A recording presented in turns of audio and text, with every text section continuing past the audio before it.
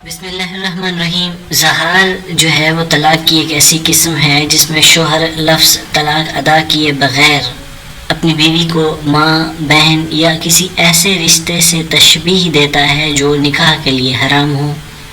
قرآن حکیم میں ارشاد ہے کہ تم میں سے جو لوگ اپنی بیویوں سے زہار کرتے ہیں وہ ان کی مائیں نہیں بن جاتی، ان کی مائیں تو وہی ہیں جنہوں نے ان کو جنا ہے۔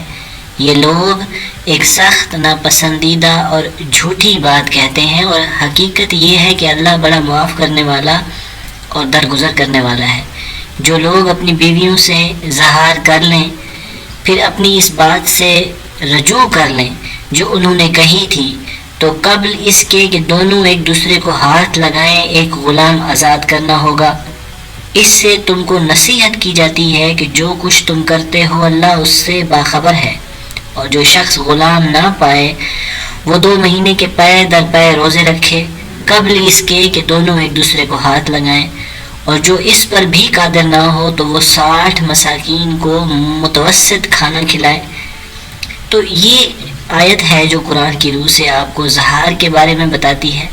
اس آیت کی روح سے زہار کے بعد 3 حیض کے دوران رجوع اگر نہیں کرتے یا رجوع نہ کرنے کی صورت میں بیویاں ان کے لیے حرام ہو جائیں گی اور طلاق جو ہے وہ مؤثر ہو جائے گی۔ تو دوستو، شادی سے قبل آپ بھلے بہت ساری چیزیں فائنڈ آؤٹ کرتے ہیں، تو ایٹ لیسٹ ان بنیادی معلومات کو بھی اپنے بچوں تک ٹرانسفر کریں، تاکہ ایسا نہ ہو کہ زندگیاں گزر جائیں اور ساری زندگی گناہ کے اندر وہ شمار ہو اور ساری باتیں جو ہے وہ صفر ہو جائیں۔